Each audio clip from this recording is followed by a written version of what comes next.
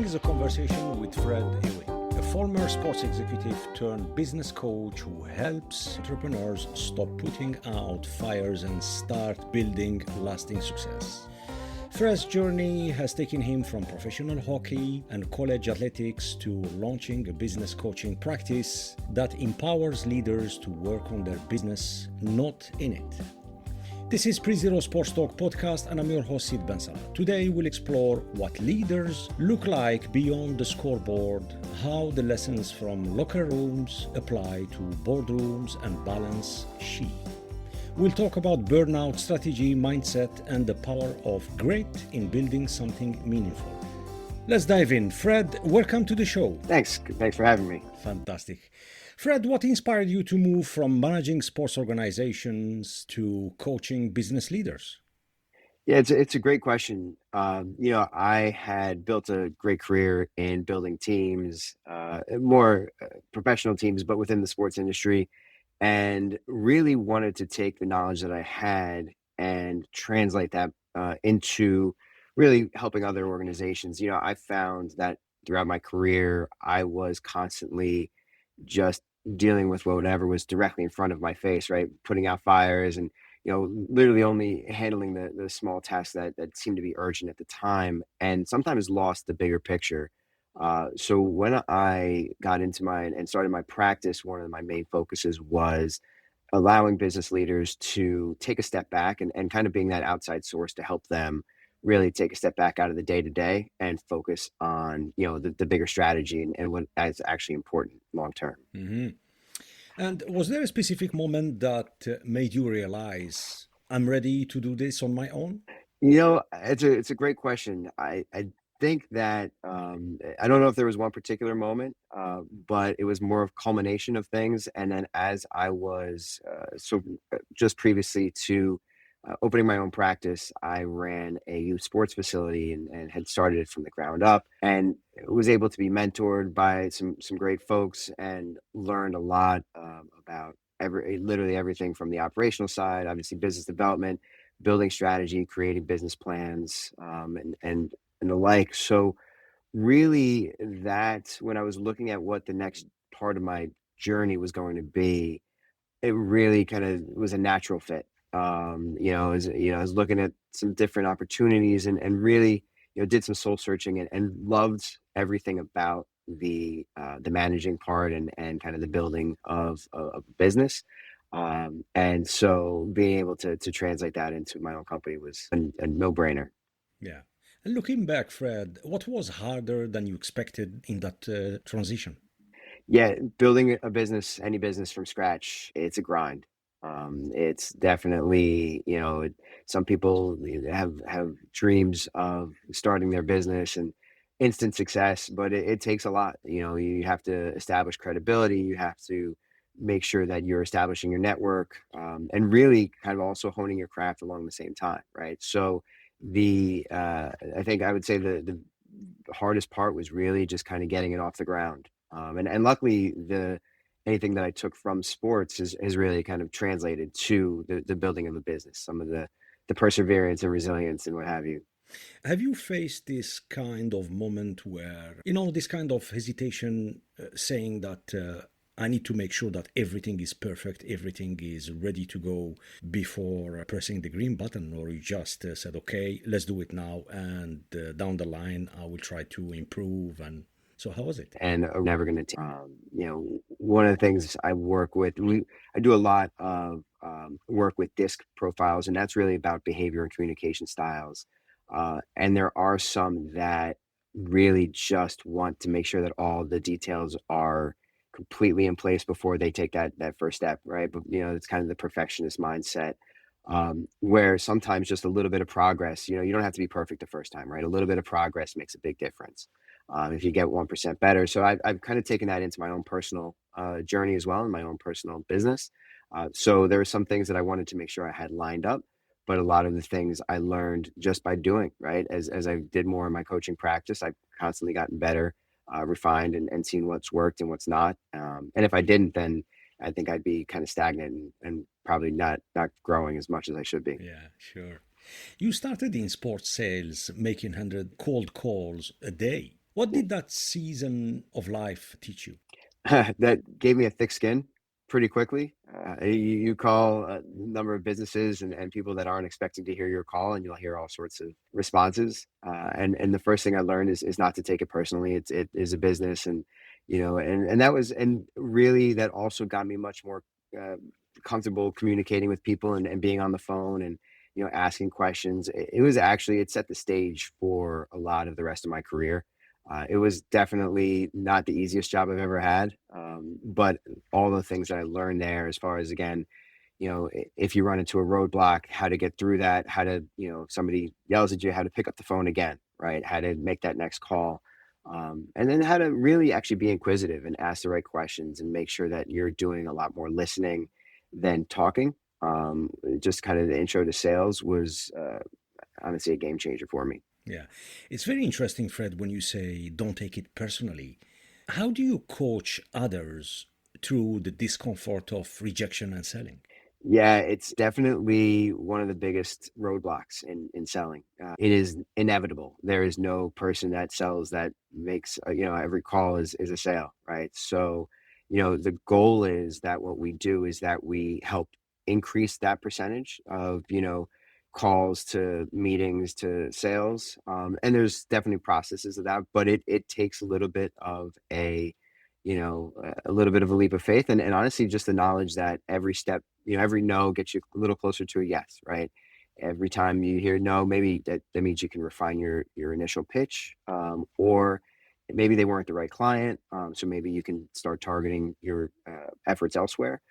But every call has a bit of a value. And the other thing I work with them on is really to do that first, right? Because sometimes that's the thing that people hate doing or really want to put off. And one of the things that I focus on is, hey, let's get that out of the way. Let's get that done and moving on. At least dedicate whatever it might be, an hour or 2 hours of time toward that business development, and do that early. Do that first thing, right? And then you have the rest of your day to do all the other things that you're usually using to procrastinate the sales Mm. part. So Fred, how do you define the best salesperson?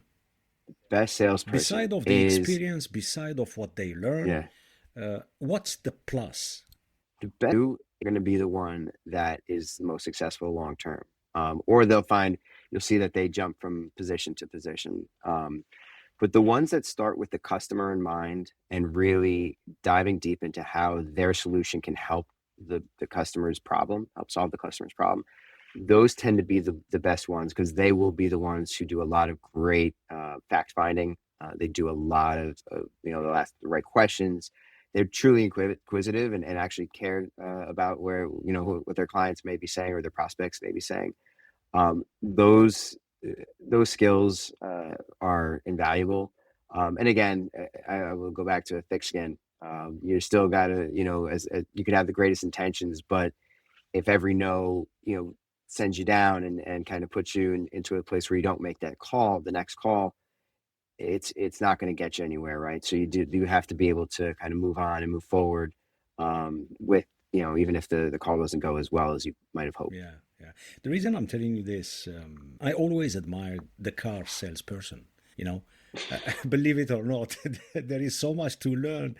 Beside of the experience, the soft skills, they always have a way to look. Maybe this is not within our topic, but talking about sales, you enter a car dealership and there is hundreds of cars. You go in there and you have a budget in mind and things like that. But then I think 70-80% you end up changing your mind because of what's the salesperson try to. Yeah, so interesting. Yeah, it is it's funny, there are some great sales techniques that car salesmen use. I think the one kind of downside is people sometimes equate any sale to the car sale process, right? Which is tends to be a little pushier, tends to be very a little maybe more aggressive than some other sales process. So people actually avoid a career in sales because they don't necessarily want to be that prototypical, pushy salesperson. Where, as I mentioned, a good salesperson can definitely get their product sold through, but they have to always start with the customer there, right? And then But don't get me wrong. There's some tactics and things that they do that are great from a closing standpoint. Like the trial close is a great one that car salesmen use or salespeople use to really kind of make sure that they've flushed out all objections before they get to the close. So there's some really great things. I just sometimes the idea of the car salesman is one that scares people away from a career in sales sometimes. So Yeah, I think they have this ability to connect emotionally with a potential client, sure, customer. that's important. Yeah, Yeah, yeah. People which is people hard, tend which is to. hard to master, to be honest with you. It really is. And honestly, one of the great things, so it's heard years ago, and I've heard it many times since, is people tend to buy based on emotion Hmm. and then they justify it based on logic, Hmm. right? So there's always got to be some sort of emotional connection, either the way it's going to make them feel or the way it's going to make them feel when they implement it. And then they'll justify it logically. So that is always a very important piece. Yeah, yeah. Good. What's the biggest difference between leading in sports and leading in business? The biggest difference in leading in sports and leading in business, um, I think there's a lot of similarities. I'd say leading in sports. I mean, obviously, the business side of it is very different. So, I mean, when I think of leading in sports, a lot of times I think on the Hmm. field, or on the pitch.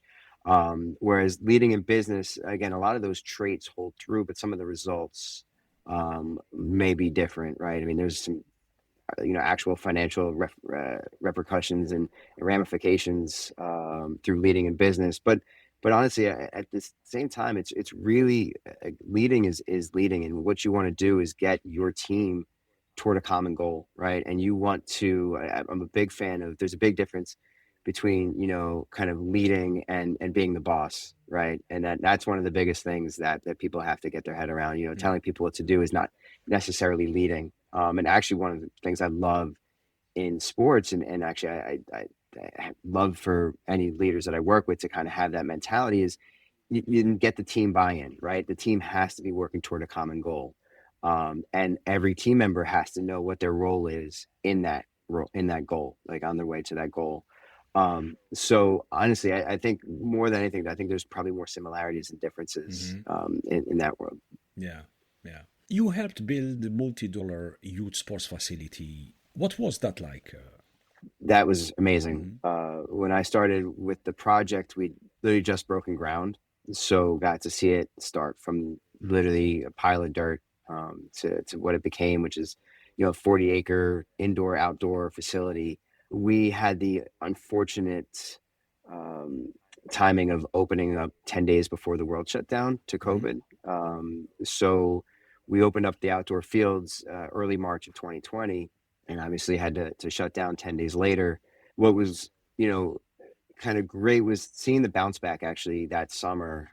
So we were able to open back up that July of 2020. And then entirely, we had the indoor facility we opened that fall.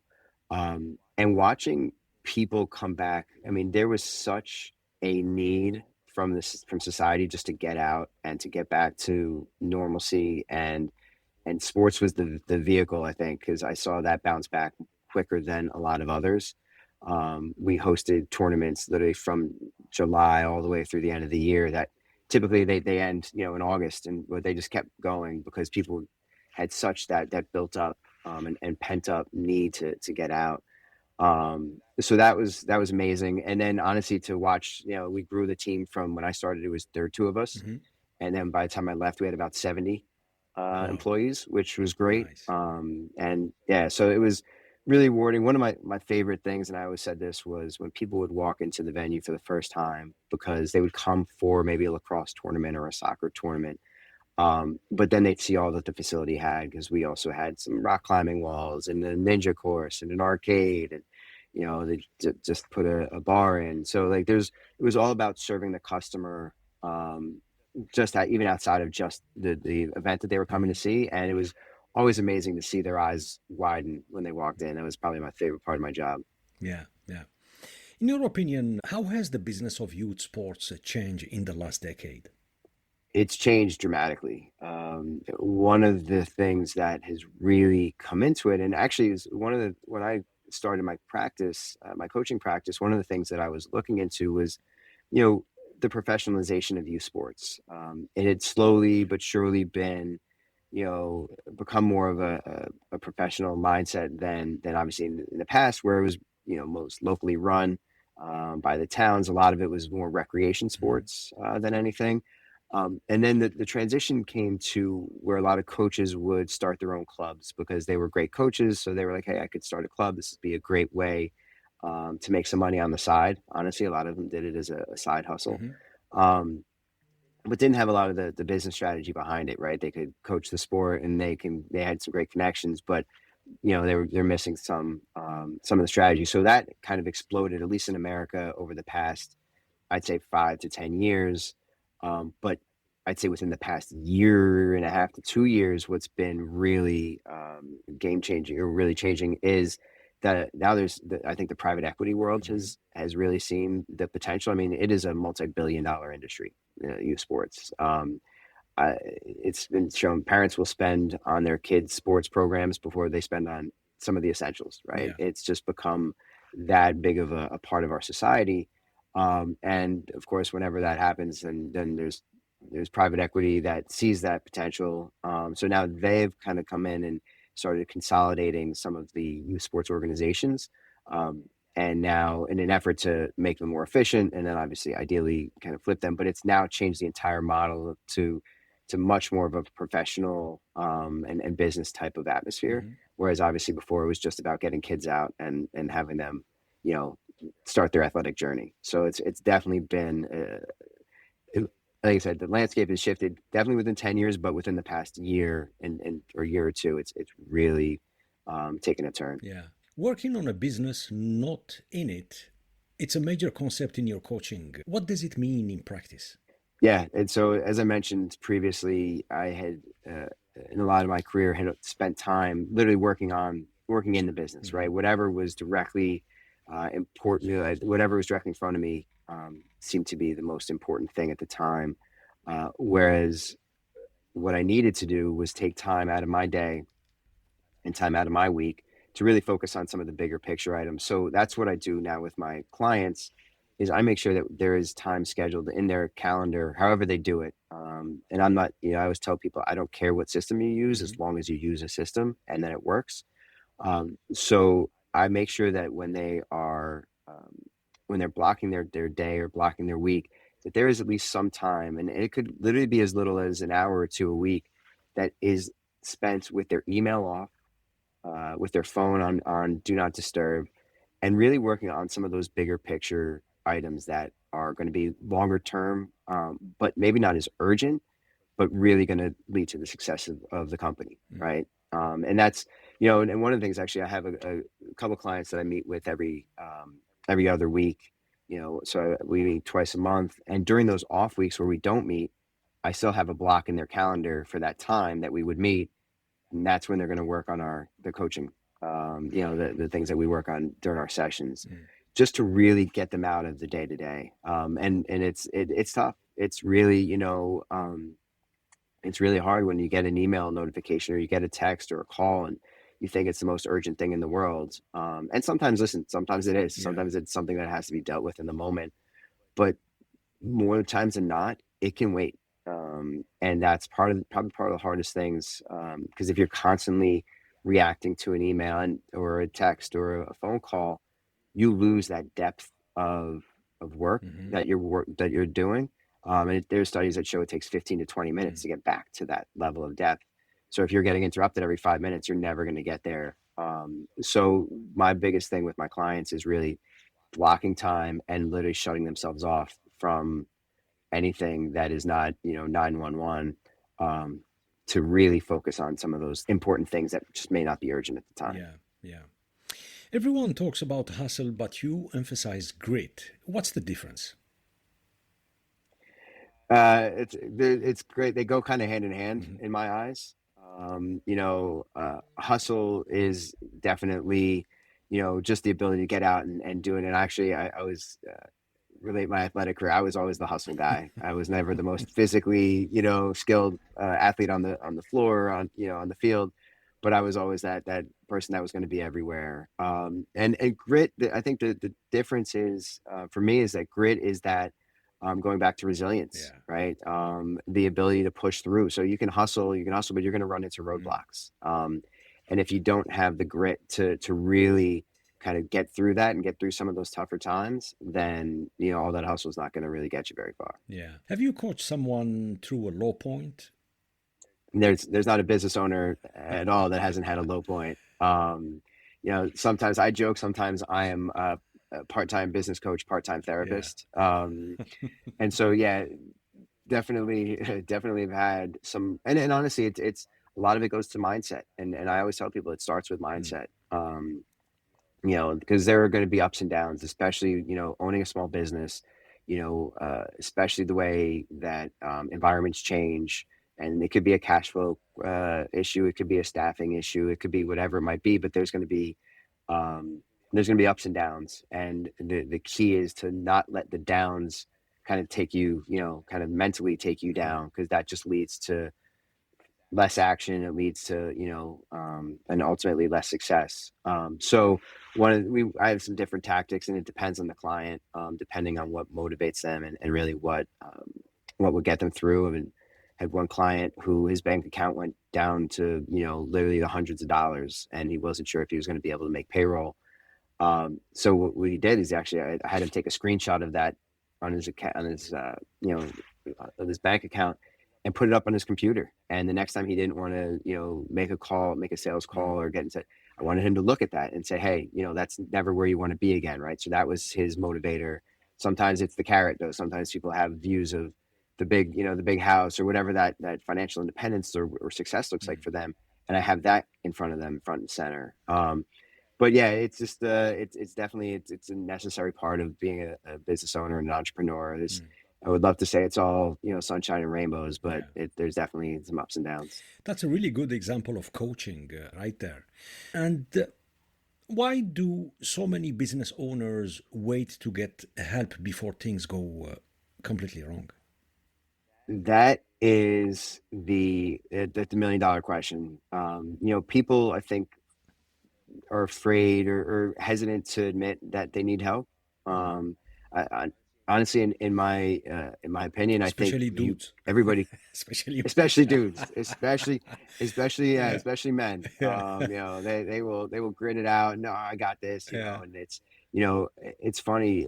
People feel, especially, I have clients in the Mm. trades, and they are definitely very type A, very you know very stubborn, Mm. and it took a while before they finally realized that they could use some help, but because their solution was always, hey, I'm going to roll up my sleeves, I'm going to work hard, and then if times get tough, I'm going to roll them up even more and work harder.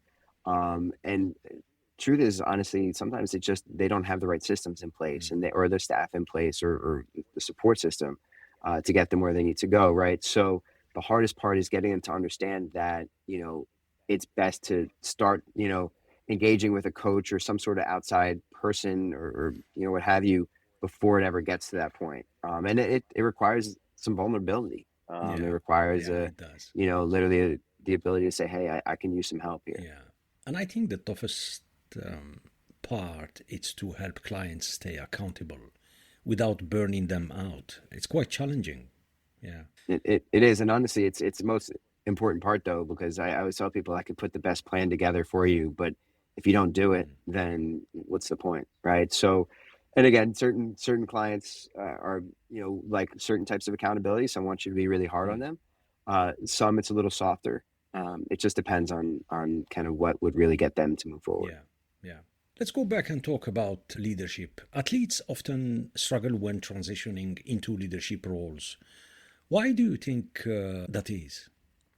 Yeah, I think the athletes, the best athletes, have a natural talent, um, and so sometimes they think that everybody has the same talents that they might, Hmm. and so when they get into more of a leadership role in a business setting, or actually, honestly, even in an athletic setting, what ends up happening is they try to teach the way that they would want to be taught, Hmm. and or they would want to be led. And honestly, and I learned this the hard way too, where if you lead the way that you want to be led, you're going to isolate actually a lot of people that have a different style, right? That it might not appeal to. And like I said, also I always joke that the best hitters don't make the best hitting Yeah. coaches, right? So because they just think, oh yeah, this is what I did and this is how it Yeah. works, right? Right. And that's not the way that everybody's going to experience it. And I think the same translates into the business world too. So if you're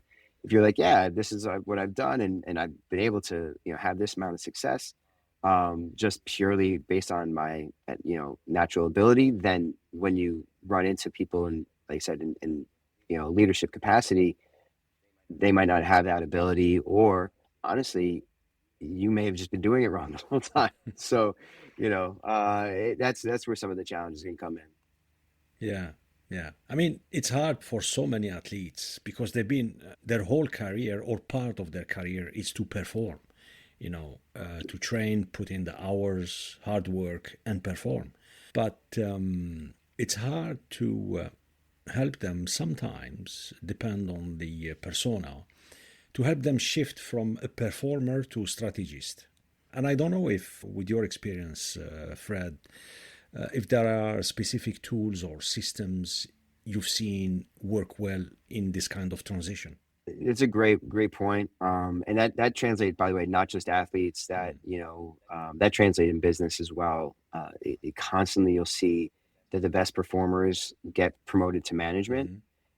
and that could be a huge mistake, right? The best salespeople are not normally the best sales managers, right? Because what makes a great salesperson is definitely not what's going to make a great sales manager. So that type of mindset is kind of where people run into challenges, right? Where like, oh, this guy's doing great. I'm going to promote him or her to the next level, which is a manager role. Whereas honestly, sometimes they're best being doers. So so part of the answer to your question is sometimes it's better not to put them into that position. I'd rather have someone really play to their strengths and where they're going to put the best, have the best input Mm-hmm. into the organization. And sometimes that's in a doing capacity. I've had a client of mine right now I'm working with where he is transitioning one of his employees into more of a general manager type role. And honestly, I asked him a question, and they've been working together for years. I Yeah. said, is she the type of person that I mean, she's the person that if you ask her to do a task, she will do it and she will do it amazingly. Mm-hmm. But is she that type of person that is, more of a strategist and say, hey, here's a problem. How are we going to solve this problem? And honestly, just kind of let her come up with the idea.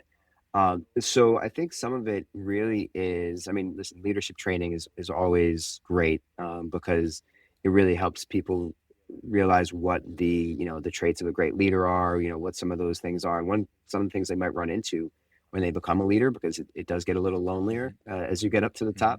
top. But again, at the day, you just want to make sure, especially as an organization, that you're hiring or promoting someone into that position in more of a leadership position that actually has that skill set, and that's where that's where their best can be used. Mm-hmm. Earlier during our intro chat, you mentioned the trend on the rise, which is private equity in youth sports. Why is private equity suddenly interested in youth sports? Yeah, it goes back to the potential, right? Mm-hmm. There is so much fragmentation, first of all, in the space between organization. Each sport as well has different fragmentation between clubs and facilities and event right holders and all of these different factions that are all kind of separate.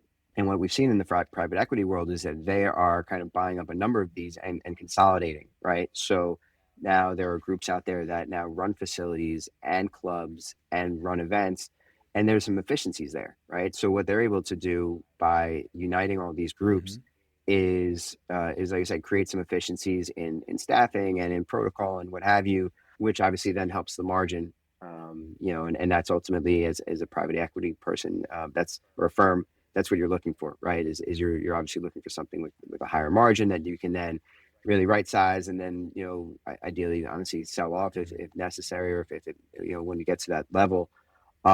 So that I think has been where they've seen it, is they've seen that it's a opportunity with amazing revenue numbers. I mean, like I said, it's a $2 billion or Wow. multi-billion dollar industry, and only growing, Mm-hmm. right? And so how do they then, get that capture that revenue and then make it more efficient, right? Because if you're again, all these small clubs and facilities, some of those margins might not be great on their own, but if you consolidate, there's some definite opportunities there. Mm, mm. And how is this inflow of money changing the way organization operates in our days? Yeah, I mean, depending on how you look at it, the good news is that there is more professionalism in it, in that there's some definite ways and standard operating procedures that are being done that may not have been done, when it was someone doing it as more of a side project or what have you. You could argue that you lose a little bit of it is less about the love of the game sometimes now, and it's more about just kind of like, parents want to see their children excel, right? And they want to see them at the top of the game. And either whether it's for college scholarships or whether, just from a competitive standpoint, they want their kid to be up there and they would kind of keep up with the Joneses. And honestly, to do that, it costs a lot of money. Mm, I'm a parent of 3 children who are going through that right now, mm, right? So I've seen it both on the business side as well as on the mm. parent side, and it's becoming more and more expensive, and honestly, in some cases, cost Yeah, prohibitive to have people do this. And that's kind of one of the downsides of it. yeah. And this trend, does it really help and impact youth sports? Because youth sport is all about having fun, trying to use the power of sports to connect, to make friends, to discover inner qualities that the youngsters they don't know about, which make them much more confident, which will help them going forward, building resilience, teaching them responsibility, building their personality. But the minute, in my opinion, Fred, the minute we see this amount of money invested in this sector, and like you just said, now the revenues are quite staggering. Thanks God we don't have it here yet. I mean, this trend, it didn't hit Europe yet because the youth sport is still looked after by various entities, mainly government, municipalities, local governments. And then, if you're lucky enough, you're talented and you want to pursue a sporting career, then it falls under clubs, and then from there it goes to the national governing body of various sports. But the minute you have private equity involved, I'm not sure it has the same impact as, let's say, professional sports or promoters or right holders. Or what do you think? Yeah, it's a fine line, and unfortunately, I think, and going back to something I said earlier, where if you start with the customer and in mind, and if your goal is to provide the best experience Mm, for the customers that you have, because the parents and the children's expectations are super high, right? And especially the more they pay, the more that mm-hmm. expectation is.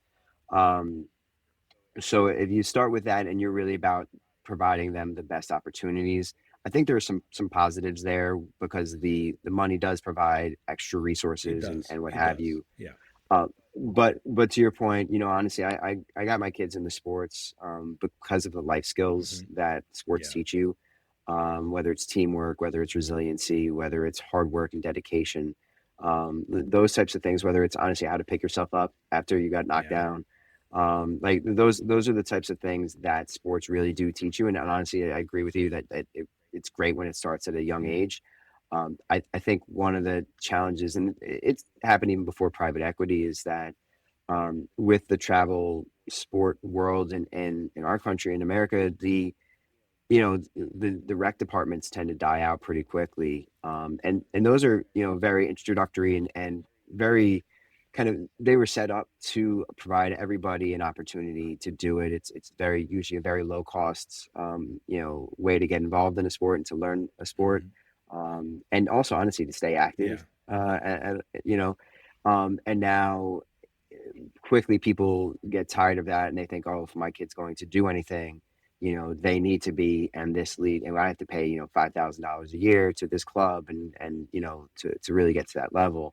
And the challenge is that, unfortunately, because it's kind of like, again, keeping up with the Joneses. Well, if other kids are doing it, if other kids are playing the sport year round, then in order for my kid to compete, he or she has to play year round, Mhm. right? And then it leads to, more injuries. It leads to kids burning out. They just get done with the sport way sooner than probably they could have if they had been able to kind of maybe stay a little more at the Mhm. recreational level sooner. Um, so that's the unfortunate Mhm. part of that is if like I said, and I think it happens more with private equity money Mhm. versus, because they are literally bottom line driven. But if the organization can hold to the mission, I think at least it can help a little bit. But yeah, I Mhm. mean, the cost has gotten, I mean, unfortunately, it drives a lot of people out. And for the families, for the parents, what's the end game? Is it maybe, let's say, investing on their kids? Probably it gives them more chances in terms of scholarship or. I think that's definitely a big one. Mhm. Because, I mean, right now in the States, the cost of college tuition Yeah, is it's crazy. It's astronomical, and crazy. It's crazy. it is, and it's not slowing down We're anytime lucky here, soon. man. Here it's free. Oh man, I envy you. I got three that are about to go through that journey in a few Yeah, years. yeah. So, but honestly, so I think that is definitely a part of it. It's interesting, but and it's tough because it's only a very small amount of Mm. people that actually are going to get scholarships, and honestly, even a smaller amount that are going to get full scholarships based on their athletic Mm. ability. Now there are, the NCAA or the college landscapes Yeah. changed recently with the NIL and the national image likeness money that's flown in, Mm. so people see that possibility as again as a way to make some income and to make their money back. But Mhm. honestly, I'm pretty sure if you just invested the money that you spent on the youth sports world, just to get that Mm. scholarship, between travel and club and everything that the hotels you have to go to for these tournaments, if you put all that into, a 529 plan or invested that smartly, you probably would end up, pretty close to being all right. And so that's, I think that's part of it. But again, I think the other part of it now has become even the people that don't have those, Mm. aspirations, or at least that, that thought that, their kid is going to be a Division I athlete. I think just there's a competitive nature. You don't want to be seen as the kid who's falling Yeah. behind, Yeah. right? So now there is Yeah. literally just to keep up with Yeah. everybody else. Yeah. Absolutely. Absolutely. Good. Now it's time for our lightning round. All right, Ready for speedy Q&A? let's go. Let's do this. Morning person or a night owl? I am definitely a morning person. Which has been a complete shift for me. But Mhm. yes, morning person. Great. What's your favorite sports team of all time? My favorite sports team of all time. So I would have to say the 1986 New York Mets were my favorite sports Aha. team of all time. Nice. Yeah. What's a non negotiable part of your daily routine? A non-negotiable part of my daily routine is a morning cup of coffee. With that my day doesn't start. So Yeah, yeah. A book that changed your thinking. I would say Who Not How Hmm. is a great book that I now work on all my clients because it's, usually I used to think about how I was going to get something done, and now it's more like, all right, who can I get to get that done, and so I can focus on more important things. Yeah. Favorite way to relax or unwind after a long day? Honestly, the beauty is to just turn on the television, watch whatever sporting event, and honestly, right now it's baseball season, so I nothing beats just relaxing in front of a game of baseball at the end of the day. Have you followed the basketball finals last weekend? I did, yeah, Yeah. definitely. Yeah, I was cheering UCLA. So they were part of the final four. Yeah, yeah, yeah. Fantastic. Fred, if you could have a dinner with a historical person, who will it be and why? So the person I'd have dinner with, it's kind of out of left field, pardon the pun, but his name is Bill Veck. He is basically the godfather of sports marketing. Okay. So any event that you go to, any sporting event you go to, and you see all the promotions that go on Hmm. halftime, during the Yeah, yeah. intermissions or what have you, or the music that plays, like that was all him. He owned a team. He owned a number of teams in baseball back in I think it was like the 40s and 50s, and literally revolutionized the game. What's his name So, again? Bill Veck. Bill Veck. Yeah. So his last name is spelled Veeck. CK. I will check him out. Yeah. Yeah. Yeah. What's one tool you can't live without? My Google Calendar. Without that, I'm lost. Is it color coded or? It is color coded. It definitely is. Fantastic. A hidden talent or a hobby? A hidden talent or a hobby. I'd like to. So honestly, I'm big into fitness. So one of my big hobbies. So I've actually really picked up running in my later years. So I'd like to run a lot more than I ever did. Yeah. Yeah. And I'm actually not bad at it now. Okay. Nice. Favorite place you've ever traveled? I'd have to say Ireland. My wife and I went a number of years back, and it was honestly, apparently we went the 1 week where there was no rain, and it was honestly one of the most You were beautiful lucky. landscapes that we'd seen. Yeah, that's what they kept telling us. It was Yeah, amazing. Ireland, Scotland. Yeah. Yep, Yeah, yep. even here in Sweden. So, yeah, when it's a sunny day, it's one of the best places. I can tell you that. Yeah. Best advice you've ever received? I would say follow your passion. That was it was my mom. She was kind of stuck in a job that she didn't love for about 30 years, and honestly has led me to be in the sports world for 20 because I loved every second of it. So If you have 60 minutes with no distractions, how would you use it? 60 minutes with no distractions. Well, it depends on what I need to do. So I love to read and I'm constantly learning. So if I can get 60 minutes away and just get into a book, and honestly, either a business related book or honestly, sometimes it's a good personal read. I would love to do that. Otherwise, as I mentioned to you earlier, I do have time in my calendar where I have 60 minutes with no distractions where I work on some of the the bigger ideas and bigger things in my coaching practice as well. So Yeah, nice. One word that describes how you want to show up every day. energetic. I am ready to take on the day pretty much every day. So Great.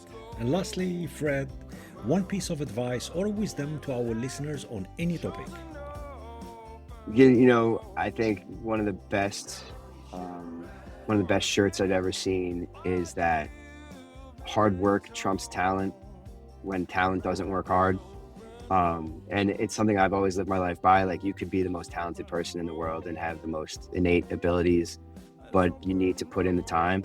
You need to get the reps, and you really need to keep working hard. And no matter what life throws at you, you just keep pushing through. So that would be, it's a word of advice I give to everybody, especially my kids. So. Fred Ewig, thank you so much for joining us. It's been an absolute pleasure. Yeah, thanks for having me. This was great. Fantastic. I want to end today's conversation with this quote from legendary coach John Wooden.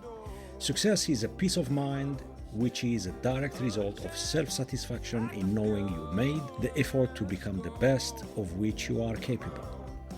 Thank you for tuning in to the Pre-Zero Sports Talk podcast.